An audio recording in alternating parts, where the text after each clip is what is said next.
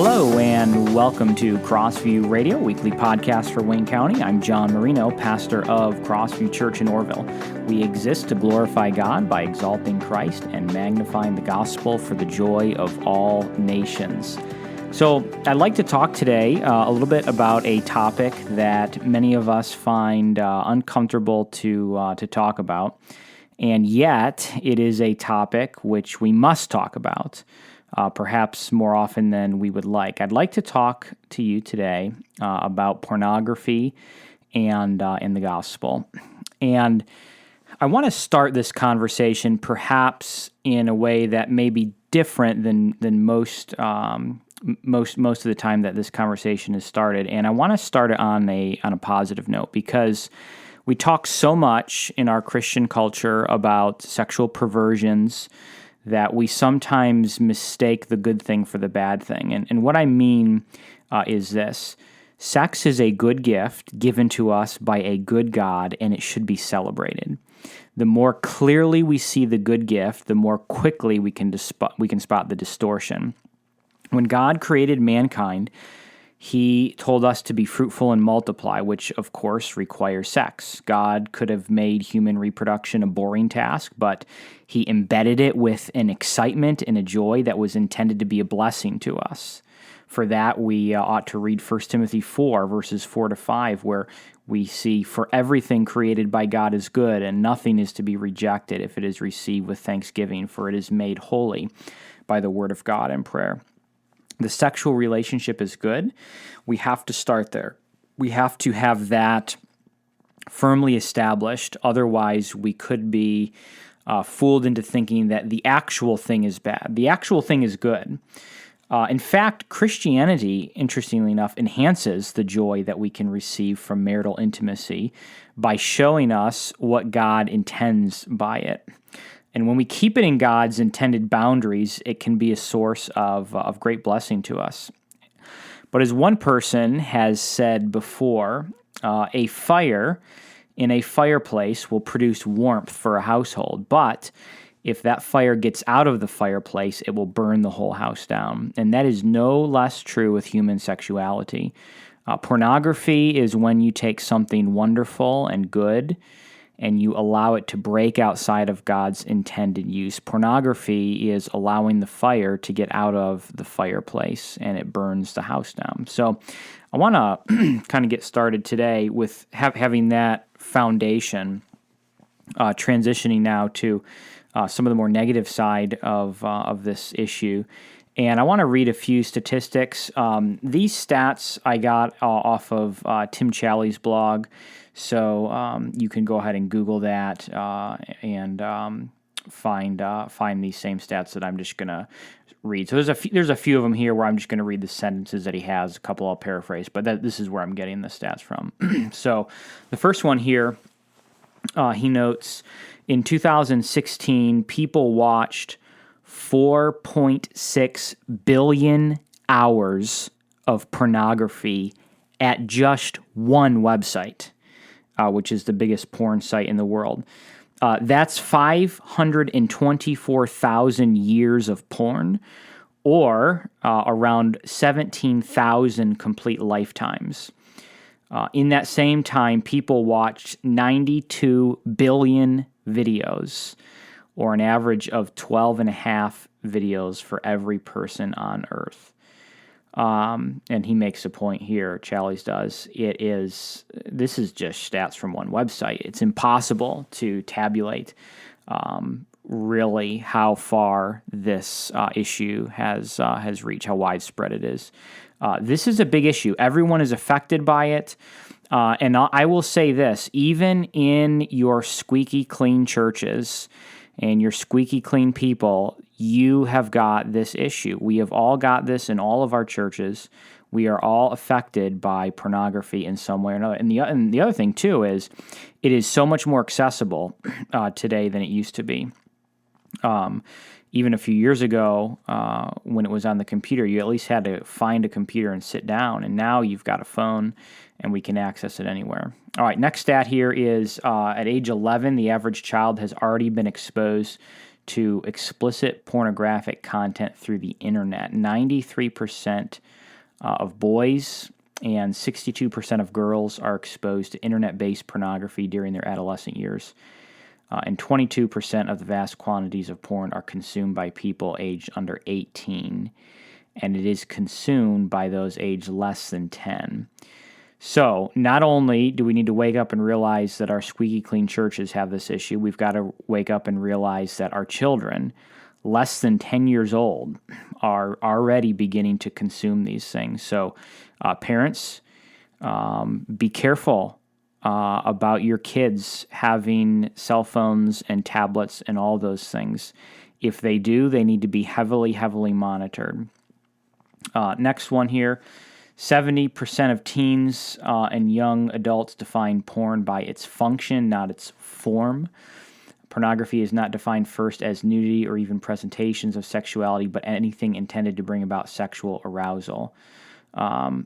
So the point that he makes here is, if you're trying to follow the importance of that stat, young adults are not considering something to be pornographic unless they're specifically intended to cause arousal. So he says sexual content in movies or television, especially that content that's considered important to the narrative of the story, that's not being considered as pornographic material. And so we've got to be careful. Netflix, Amazon Prime, what is it that our kids are having access to that they're not even considering as being pornographic in nature? All right, next one here. 57% of young adults admit to seeking out porn at least once per month. 46% of men admit to the same. Next one, 96% of young adults are either encouraging, accepting, or neutral in their view towards pornography.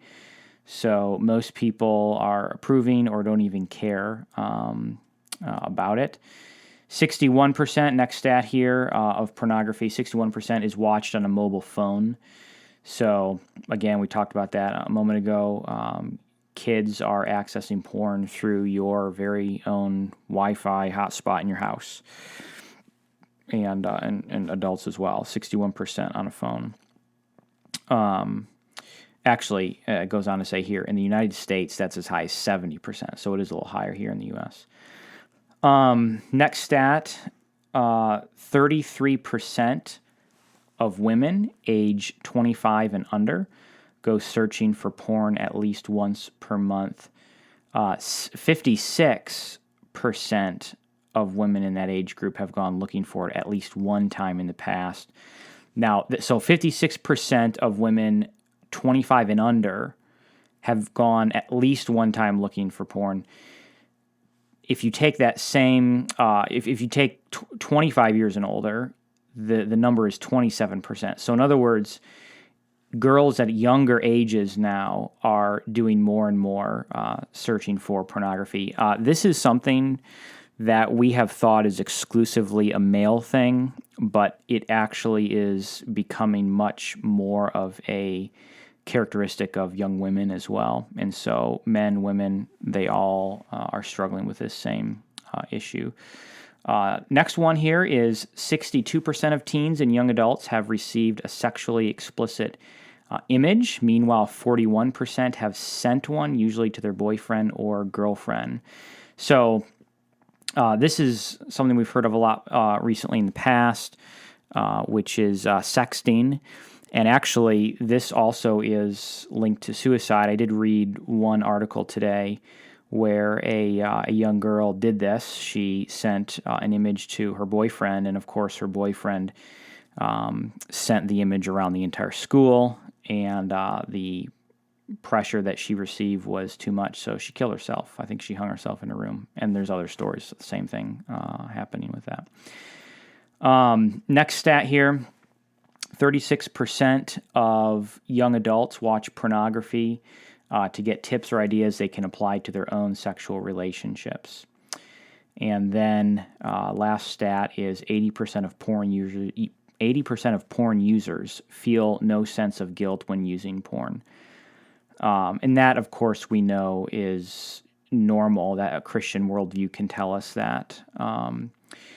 The more that you engage in sin, the more that your conscience is weakened and is seared and hardened, and eventually there's no guilt that goes along with that any longer.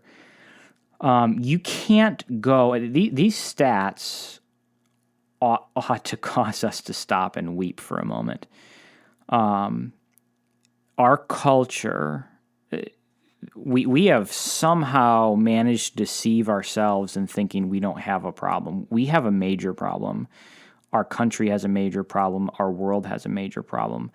The invention of the smartphone did not create this problem, but it has put fuel on the fire. And let me just tell us right now, if we have got to get rid of a phone, we've got to get rid of a phone. This is. Is that really our value system? Our value system is it's worth having the phone so I can have it for whatever I want, knowing that I'm going to engage in looking at these things. If we need to evaluate, we've got to decide what's got to go. You can't go anywhere in our culture today where something is not sold with sex. It's the advertising agency's best friend. But it would not be effective if it were not for one human trait that makes it effective, and that's lust. Lust is the engine in the human heart that causes us to go out in search of pornography, and it's precisely this sin that Jesus confronts in Matthew chapter 5, verse 28, where he says, "I say to you that everyone who looks at a woman with lustful intent has already committed adultery with her in his heart." And so Jesus identifies the sin not as the external act only, but as the internal motivation of the heart. And of course, all this does is heightens our guilt before a thrice holy God. And it clarifies for us that pornography really is a sin because it's something that we engage in our minds, in our hearts. And so that actually puts our thought life, whether we have something explicit in front of us or not, it puts that all as judgeable by God. What we're doing is lusting after something we cannot have. It devalues the people that you look at. Pornography is inherently selfish, whereas God intended sex to be joyously shared between a husband and wife. Pornography trivializes sex into a commodity that can be bought, sold, and individually packaged. Instead of viewing that the man or the woman in that image that you're looking at as an image bearer of God, it views them as an object which either blocks or permits the fulfillment of my desire. Pornography is nothing more than commercialized sexual exploitation. And here's a side note, actually, by the way, of how pornography devalues people. Our society really despises human trafficking right now, as we should. But pornography is partly responsible for fueling the human trafficking industry. Some of the images that you will scroll past on your phone as you are looking at pornography are people who have been forced into having their pictures taken. They've been exploited. They have been forced to do that. And by the way, every time that you click on something, you are giving that in the internet world is a vote. And that vote, when you click on a link, you are making a vote that says, please give me more things like this thing. And so when you click on something pornographic, you are sending a vote out to the people who put that content up online to say, please give me more of this. I'm supporting what you're doing. And that in turn is something that fuels the human trafficking industry. But knowing this is not going to stop your porn addiction. Some of you listening to this podcast today may not have known that there was a link between pornography and the trafficking industry. And you can read articles, by the way, that will make that connection clear. But that's not going to stop you from scrolling through your phone tonight in the privacy of your bedroom. Why?